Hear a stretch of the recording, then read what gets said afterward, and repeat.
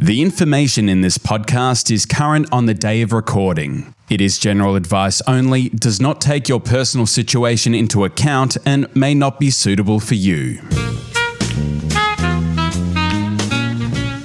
Welcome to Stocktake. My name's Gaurav Sodhi. Joining me today is analyst Nick Cummings. Hey, Nick. Hi, Gaurav. How are you? Well, thank you. And with us also is analyst Angus Donohoo. Hello there. How you doing? Very well, thank you. All right. Well, we've got some big news today. Big news. The ASX is open once more for IPOs. And we know this because one of the most anticipated IPOs, I'd say, of recent years, it's got to be, I first heard that Guzman Gomez was going to IPO. I'm going to say pre-COVID. Like it's been on the agenda for IPOing for years and years and years. It's been growing like crazy in the background. PE owned, and now this is the moment it's going to be IPOing. They've chosen the ASX to do it. Nick, are you going to be buying stock? No. Hang on, let's get a quick run around here. Angus, you going to be buying stock? No. All right. I'm probably more inclined to this business than the two of you, but even I will not be buying stock. Let's get into why. Now, Nick, I might begin with you, actually. Tell us a little bit about GYG. You've looked at it in the past. You've written it up in the past, comparing it to Chipotle. Give us the basic rundown. And Angus, I'm going to get to you in a second. Sounds good. Yeah, so GYG, it's essentially, it's not really fast food. It falls into the category fast casual, Mexican themed. I think the first store opened in the mid-2000s in Sydney, and it's now rolled out around Australia to around 185 stores.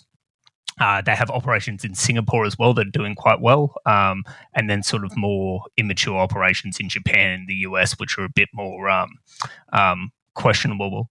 But the model here is pretty good. I mean, they're selling what's labelled healthy food. They've brought young consumers, sort of they've created affinity with this brand. I mean, I think it's 80% of the sales are to people under the age of 44. So that's a really powerful trend as those people age and have families. Do you ever wonder how they capture that data? That's extraordinary to me. That sounds like a marketing guess, because if you're walking in there, like if you've ever been to the one in Hunter Street, right? There's a GYG there, absolutely packed. How are they clocking on that 85% of? I reckon that's BS. That entire that number is made up, and that is part of the reason why. Well, we'll get to that in a minute, but that's a convenient number that they've made up. It is. What I would say, anecdotally, I think it definitely skews towards young people. You know, you don't see many retirees in there, for example. No, I hear you. Yeah. So I think anecdotally it does make some sense. In terms of getting the data, I'm pretty sure you can actually get a fair bit of credit card and debit card data from Visa and MasterCard that they can actually sell back to corporations to sort of create these analytics and data on these subjects. But I'm not sure if GYG's done that. It might be a complete guess, but it does sound like an amazing statistics, right? Because as these people age, if it is 80% that are of sales that are under 44, then the brand should increase in popularity, and also that cuisine, Mexican is an option for fast casual diners should grow with it. So it is a pretty powerful trend that I think we do need to sort of consider when we think about it, because it doesn't seem like, for example, maybe like burgers or pizza, which I think is a bit more tapped out in Australia. I don't think Mexican's quite there yet. They've got ambitions to grow to 1,000 stores, which is the same amount of McDonald's. So just in Australia? I think that's just in Australia, yeah. Which is that'll be an amazing feat. It'll still take them 2 decades to get there. I think their plan is to roll out 30 stores next year, and then start to increase that to 40 stores over the medium term. But when you think about that from a growth point of view, that's a lot of growth, because that's 15% of your store base each year. Yep. So it's a big kicker for the stock, and then their existing stores are growing sales as well. So I actually think this is a pretty quality business. Like it's a very good brand, and I think the store rollout has a lot of potential. I just balk at the valuation. It's way too expensive, and there's some accounting sort of gimmicks that I'm sure Angus will touch on that make it look even more expensive. Look, I was quite excited. I've been excited about GYG for a while. I'm a long-time customer. I remember when I think they had 3 stores at that point in their, this would have been more than 10 years ago. They only had 3 stores in the network. A friend of mine introduced me to GYG. He liked it so much, he actually approached the owner at that stage when they had 3 stores. And he said, look, I think this is a great concept. I want to buy in. And they went through some discussions. And the valuation, he had 3 stores and he valued his business at $10 million. He said, right, if you want 10%, I'm going to sell it to you for $1 million. I remember my friend, who's a very sharp investor, just laughed and laughed and laughed. And we made fun of it back in the office, and we all had a little joke. And I haven't had the balls to remind him of that yet. Because if he had bought that 10% stake, the man would be worth $200 million today.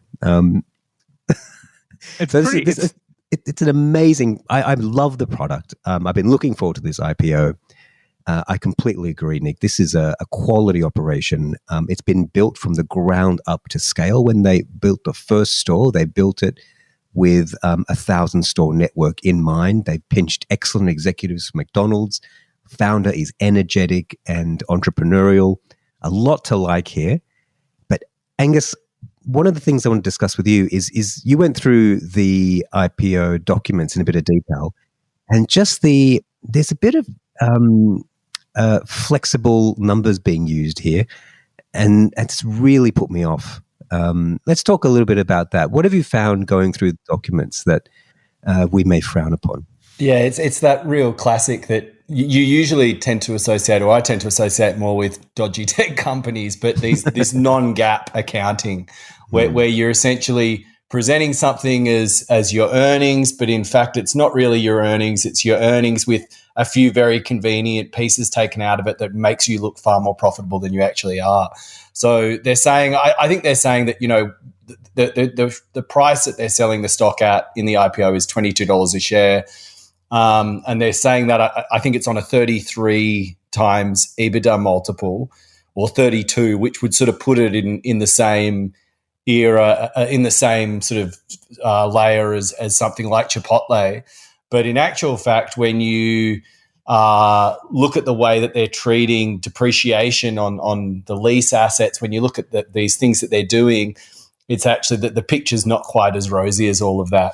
And I mean, in a way, it's kind of a marketing thing, and should accountants be the ones that are determining how a product is sold? Probably not.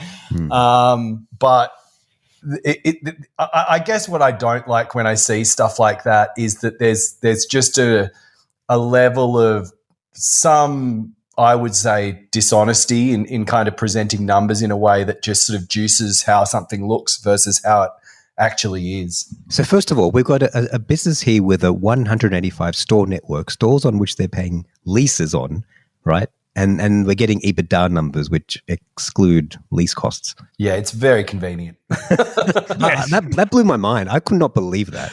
Because retailers generally now do not use EBITDA anymore. Or if they use EBITDA, they use they adjust the accounting for leases to present EBITDA numbers. But most retailers now have moved on to EBIT. Which is a fair, I think EBIT is a fair representation of profit. You don't really want to, taxes are important, but for the business, I think it's okay. This is a different level. This is extraordinary. Yeah. And I mean, I think the other thing that kind of really hits at home for me is that when you look at the valuation on the options, the exercise price for the stock options that the management are giving themselves, their price on the shares out to 2030 is $18, which is a very significant discount to the $22 that they're trying to sell it to, the public on. And so that also kind of puts me a little bit offside. And I don't know if you went into this as well, guys, but there's been a lot of board and executive level tumult over the last few years. The founder had left the business and came back on again. I think the numerous attempts at listing, that worries me a bit. I think once the decision to list has come about, there's a lot of internal machinations then to stop that and to reignite that. I don't like the PE firm behind it necessarily. They've got iffy track record. There's a lot of non-business related qualitative factors here that really put me off.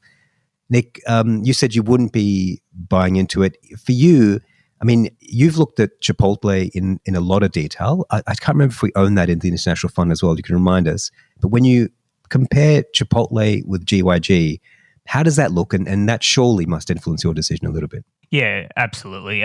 We did own Chipotle in the Intelligent Investor Select Value Fund. We've owned it since inception, but recently sold out due to valuation.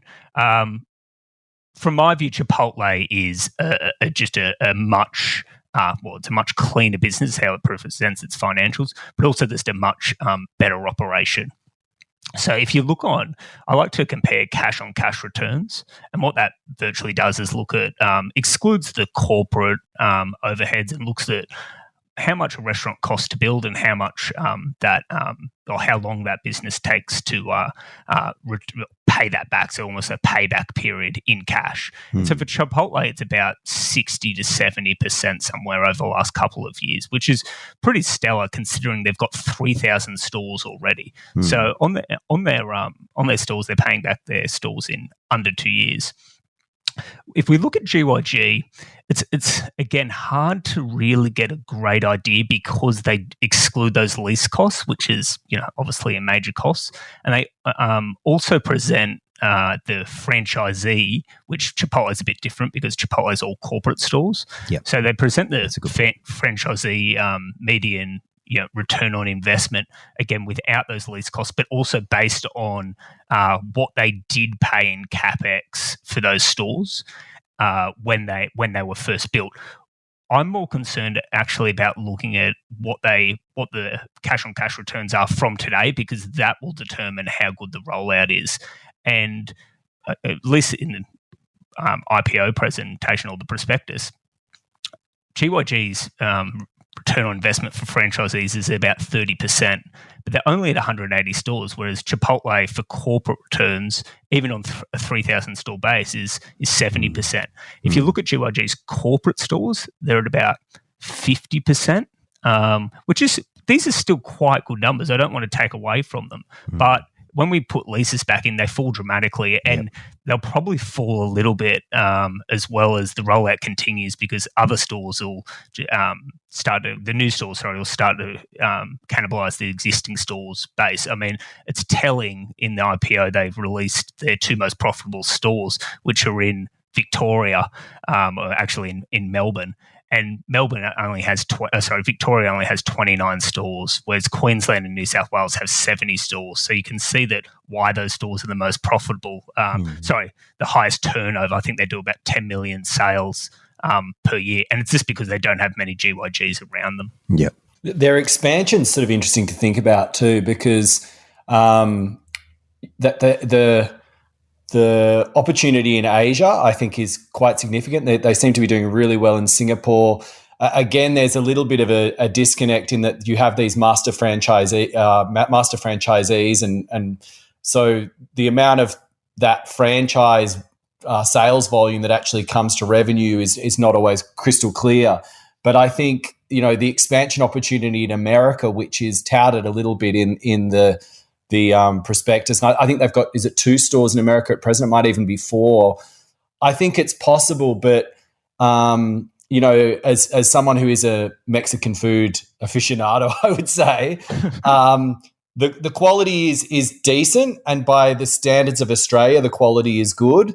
But if you do go to somewhere like America, especially California or say Texas, the quality is really would struggle against the quality that you have there. So, I think there's a little bit of, if we just sort of look at the kind of blue sky opportunity, looking at it from an Australian perspective, I think could be a bit, I don't know if you get a completely clear picture of that. And I know Nick loves a burrito. Would you agree with that? Yeah, absolutely. I sort of think if you're buying this at IPO, you really have to look at the Australian operations, work out what you think they're worth, and then put some value on the international opportunity. That's right. It's clear the US opportunity isn't really going as planned. I actually think a few years back, if we go back then, and I think they were actually thinking that if we can get to 10 or 20 stores in the US, we can really IPO this thing at a monster valuation. But they haven't got there. They've chosen to go to Chicago, and instead of a California or a Texas. Perhaps there's less competition up there, but there'd still be plenty. And the main person they wanted to roll these stores out was a guy called Greg Creed, who ran the Yum Brands US operations. He's actually an Australian, but he left the business, I think, last year or the year before, and ended up settling a lawsuit with the company.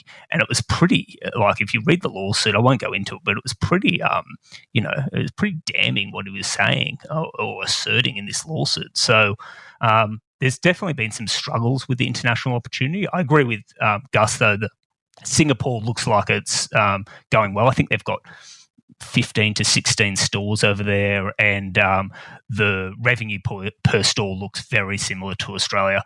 Japan, it's a bit slower. I actually went to a GYG in Roppongi, which is in Tokyo, I think back in 2017. It must have been one of their first stores over there. And it was very meh. It might have changed. I haven't been back, but I think we probably need to discern what the Australian operations are worth, maybe include Singapore in there, and then put some value on the overseas opportunity. I personally wouldn't put a lot of value on it, though. That's interesting on the lawsuit. What was what were the broad brush sort of accusations that were made? Oh, there was stuff about the actual origins of the brand. I think in general, though, they just had a massive falling out, which obviously has really impacted the US opportunity. The US rollout. I think the plan was at least a couple of years ago, from my understanding, that it was going to be further along than it is. And it's still, I think in the IPO, Gus, they break it out in terms of the Australian operations, which actually includes Singapore and Japan, and the US operations. And the store economics look horrendous. They're losing money hand over fist there. It hasn't been a good time. But the IPO does provide, a war chest, $200 million odd. Actually more now, because one of the main shareholders is selling down a bit more than they planned to, so probably $300 or $350 million to really go and try and expand in the US as well as roll out stores in Australia. But I think it's going to be tough. I really do. I mean, you're competing with the likes of Chipotle, even Taco Bell. They have the best real estate. And then as well as the local Mexican cuisine outside of the fast casual restaurants is excellent as well over there. So it's going to be tough, I think. One interesting point, just quickly there, Nick, is actually that increased amount of stock that's being sold.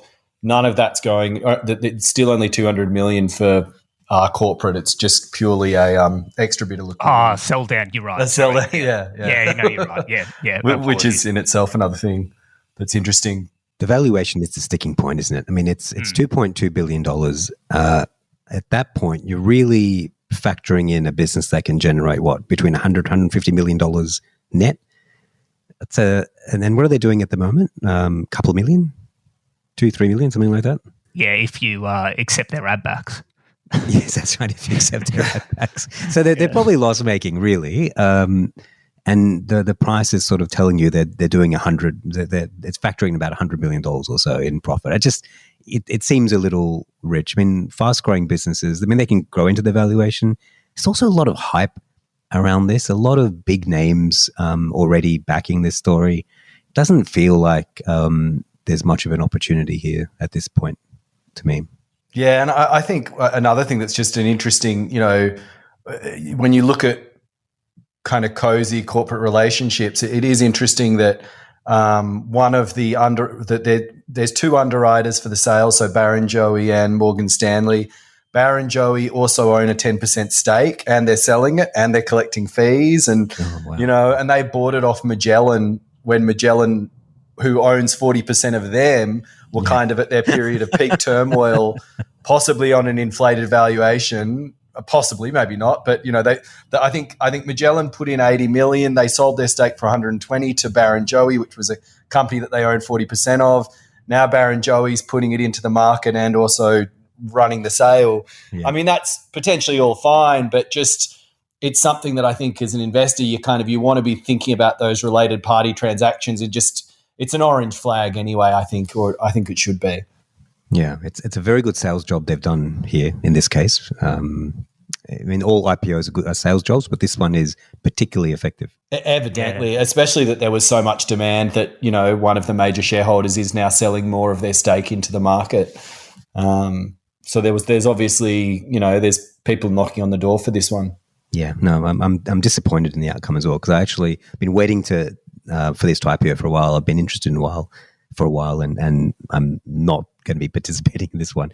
Is it on your watch list, Nick? Would you pop it on your watch list? Is this a stock to watch? Absolutely. Post-listing? I as I said at the start, I think this is at least a quality brand. I think time will tell whether this is a quality business, but this is a model.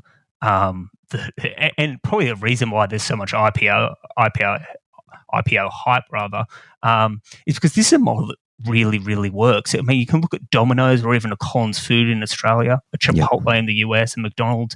These, rolling out fast food chains has been a license to print.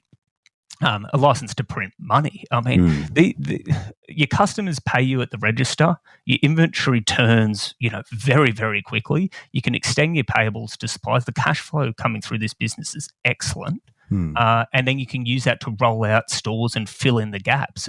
It's a really, really good model. And usually most have been able to increase their menu prices with inflation, but still stay, as a sort of in the eyes of the consumer as an affordable option. So I don't want to come across as too negative, because this is a fabulous model that if they can execute, and if they can get close to 1,000 store target, this price will look cheap. But it's just if they can and how long it takes them to do that. Yeah, no, I'm with you. Gus, how about you? Yeah, I mean, I think it's definitely one to watch. One of the things to really keep in mind here is that about 55% of the shares are going to be in a lockup, a quarter of those shares for about 6 months, and then the rest for about another year. So you've got big kind of liquidity events when these major shareholders are going to be able to trade the stock. And I think that those days might represent, potentially could be worth holding out for, because you're going to get, I think at those moments, especially when all of the stock becomes relatively effectively liquid, then there's going to actually be real price discovery on this thing, and we'll get a sense of what the market really thinks it's worth. I'm also skeptical about the American rollout. I think that might be the opportunity to buy when when the numbers start making it clear that the US rollout is different to the Australian rollout. And there might be some disappointment at that stage, and that would be a trigger for me to be looking at this a bit more carefully. But completely agree, this is on the watch list. Like I think this is an excellent business. But comparing the rollout here to Lovisa's rollout, that's what I find difficult, because the economics of Lovisa are still far superior. The returns on capital are better. The payback periods are quicker. And it's a concept that's working in America for now anyway. I think there's probably more cyclicality in Lovisa potentially. And there's also this risk of it kind of falling behind in terms of fashion. But that's something to consider for me, because a dollar of capital can go in either direction, and sort of got to allocate it to the best idea. And that's the other thing to consider. Now, anything else to add on GYG, fellas, or should we move on to Wesfarmers? Let's jump to Wesfarmers. Let's do it. Okay, when I first started writing about Wesfarmers, I took the stock over from JC, and he was always enthusiastic, and I don't think I ever shared his enthusiasm about the stock, but it's when I started looking at it in a bit more detail, and especially through the historical numbers, I really was quite blown away by how excellent this business is. has been over a long time, and it's had a less than stellar 10-year run, and that's a result of mostly having all of Coles on its balance sheet and holding down its return on equity. But they've removed that now. Business is flying.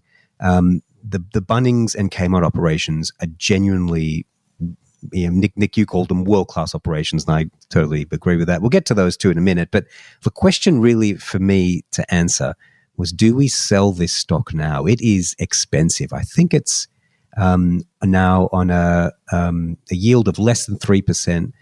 I've forgotten the PE. It was like 30 about times. 30. Guys. Yeah, that's punchy for even for a high quality business. And I think it's probably too dear. I think this is probably too expensive. I think value here has exceeded, has fallen behind the price. And in normal times, me 5 years ago would have probably been selling this stock, but we've slapped a hold on it instead. I just want to get your thoughts on this. Nick, for you, when you come across an excellent business, high quality, still growth remaining, but the price is too high, what do you do? Do you sell and then buy back at a lower price, or are you an investor who just sits through periods of overvaluation? I think I try and sit through periods of overvaluation, but it's very, very hard to do. I think earlier I mentioned that we sold Chipotle because its multiple got up. Yes, I noted that 5 times, and don't it's a quality business. One of the highest quality businesses, we've held in the international portfolio, but we did sell that based on valuation. I don't think Wesfarmers is at stratospheric levels of valuation. I also find it quite interesting that many companies globally, and even on the ASX, have a conglomerate discount. Wesfarmers doesn't seem to have that. It's almost got a conglomerate premium. Yeah. So no, I agree with you. I think it is. It does look, the valuation does look punchy at 30 times, particularly when you consider that its two main earners, Bunnings and Kmart, are more fabulous businesses, but more mature operations, particularly in Australia. I know Kmart's trying to do some stuff offshore, but Bunnings went to the UK and sort of, it was a bit of a disaster. So they are more mature operations, which makes that valuation seem, even more punchy. But to answer your question, I do try and hold through periods of overvaluation generally. Every investor's got to consider their own personal circumstances.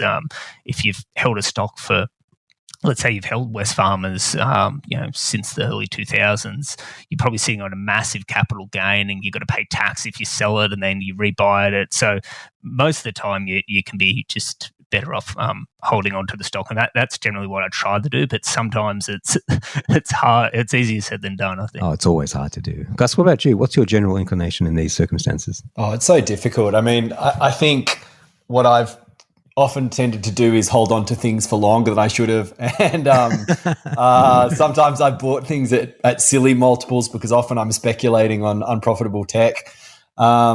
So I don't think you want to purely be looking at the multiples, and on a business like this when there is such high underlying quality, but what I would potentially think about, and Nick was absolutely spot on this is, how it really depends on what an individual's circumstances are. But, you might think about trimming at a price like this, when something's, this is run in a way. So, maybe you'd think about taking a little bit of money off the table and reallocating it to elsewhere in your portfolio.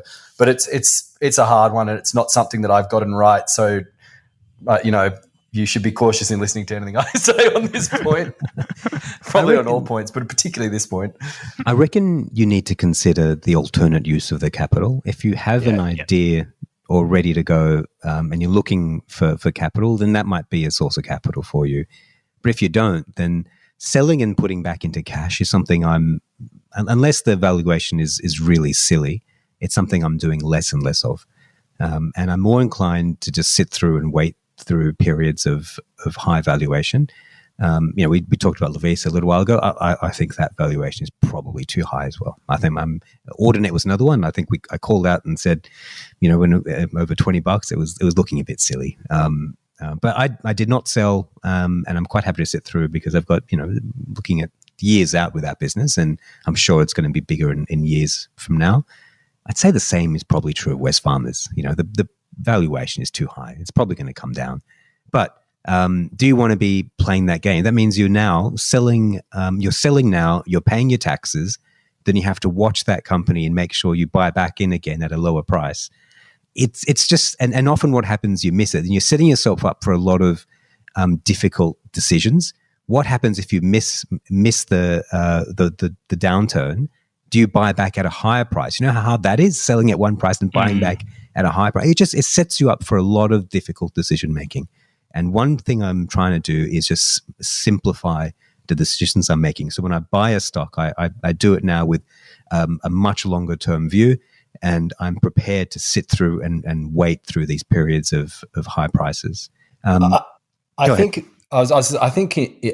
another really good thing about this business, and another reason why you'd be tempted to hold it, is if you go back and look at kind of the segment history of where the segments have moved and what the different business units they've been reporting on through time, you see that this has been an incredibly nimble business, and it's got some really interesting new business units in telehealth and lithium. It's constantly kind of reinventing itself. So there are kind of these interesting, you've got these incredible core businesses, Bunnings and Kmart, and then you've got, there's optionality here, which I think it gives a good case to hold on for, just kind of keep letting the business do its thing.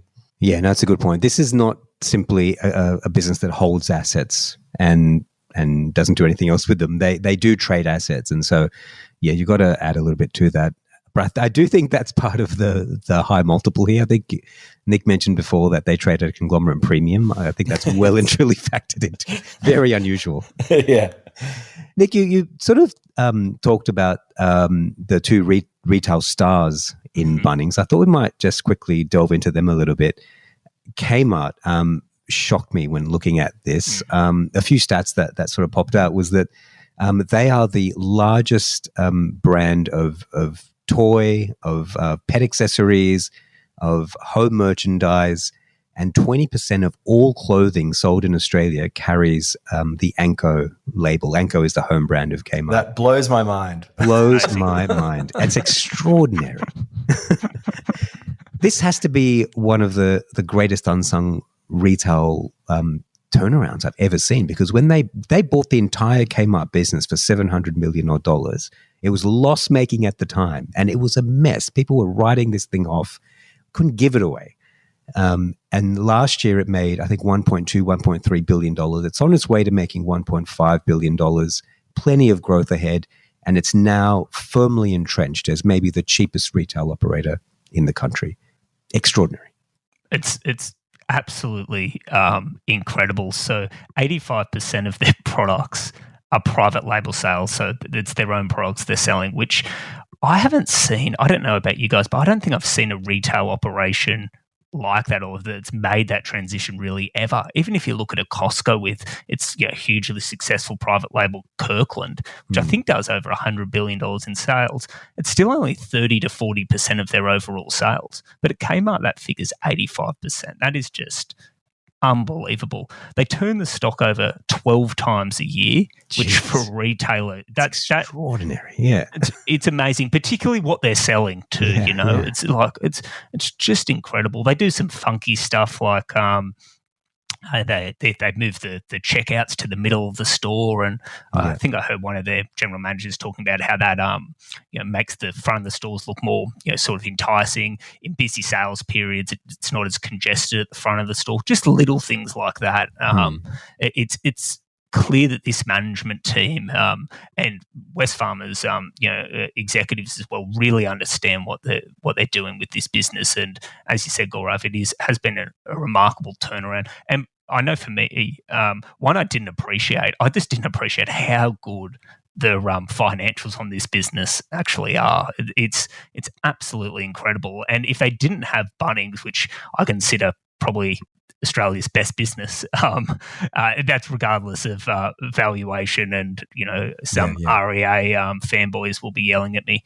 But But it would stand out even more. But it's been incredible. I tell you what, Australia's best business is. It's private schools in New South Wales. You have an unlimited pricing power. Yeah, are you talking from no experience? taxes? Oh yeah, well I haven't done it yet, but I've been looking around. Goodness me, extraordinary. Anyway, that's probably a podcast for another day. But that's got to be on your list, Nick. Yeah, I'll add it. Yeah, I think that influences. I was thinking about that sort of a breakup value for Wesfarmers because, as Gus pointed out, they do switch assets around. Now, I don't think they'd ever sell Wesfarmers. It's too much of a cash cow. I think they're too proud of it to sort of set it free. But if that thing was listed, that makes $2.5 billion a year. You'd put 20 times on that any day of the week, 25 times maybe, right? Is this Bunnings? Bunnings, yeah. Bunnings, yeah. Every day of the week, I think. I mean, that's sort of the multiple you're paying for Home Depot and Lowe's, the two US home improvement chains. They're probably a little bit lower multiples, but Bunnings has got 50% market share in DIY hardware in Australia. That's in a nation or a land that is property obsessed. That's quite incredible. Their main competitor, Mitre 10, I always laugh at the ads. They have to brand themselves as the other hardware store. That's how good this business is. That is good, actually. I didn't pick that up. That's good. But that means Bunnings by itself, the potential value is approaching $50 billion there just for Bunnings. And then came out on top of that, like you could put some punchy multiples on that as well. So look, it's not, as you said, Nick, the valuation on Wesfarmers is not outrageous. It's probably just a bit dear.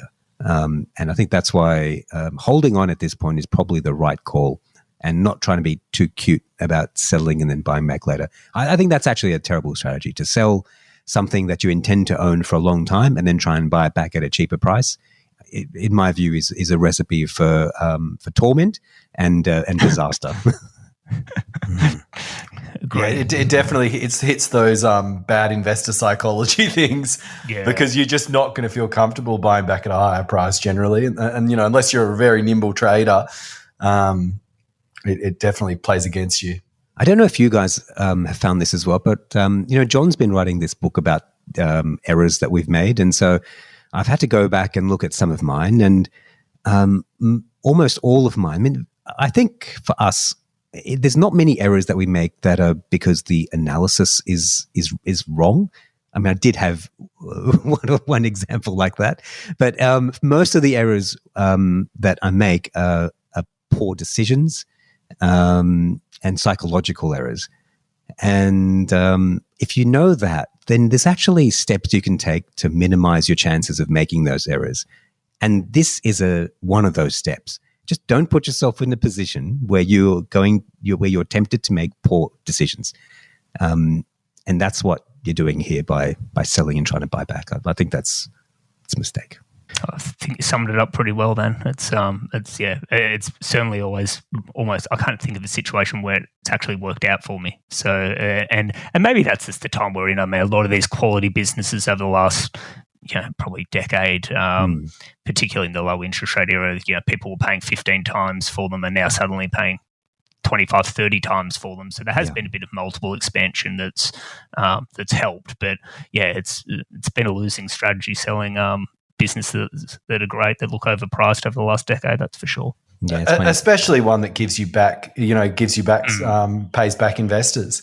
I think that's kind of a critical part of it too. When you've, there are companies that sort of don't really, like a lot of Japanese businesses, they never give their profit back to shareholders, or, historically they very, very rarely do that. But a company like this, you're getting a yield and there's clear capital appreciation. One day, one of these, I think there is a for-profit private school in Sydney. That is something you want to be on. You want to be an investor in that. That's fantastic. We've got to try and invest. Can we bundle up schools into options and, make some kind of exotic financial instrument of Sydney private schools? Yeah. I think you're onto something there. There's burrito stands in there. Is it too controversial to say churches? Oh, well. Yeah, I remember when I was working in the Pacific Islands at one stage. And I remember being in Samoa, and when they take their church, their givings, their donations every week, they actually do it in public, and they read out how much every individual in that congregation is giving. So it's a real face-saving activity to have to match what everyone else is doing. And I'm just thinking, this is brilliant. The person who thought of this is a genius. Put him in charge of a business. I'll back him. In America, they do the same thing at charity dinners. Yes, they do, don't they? Yeah. It's incredibly cringy. Yeah. Oh, so when there's good businesses on the ASX, but there's probably better businesses elsewhere. We'll get to those another day. Gents, we probably should wrap it up. We probably need to get back to some work as well. Good of you to catch up. Nick, thanks very much for your time today. Yeah, thanks for having us. Gus, as always, pleasure to have you on. Thanks, Gaurav. That was fun. And for everyone else, thank you for listening.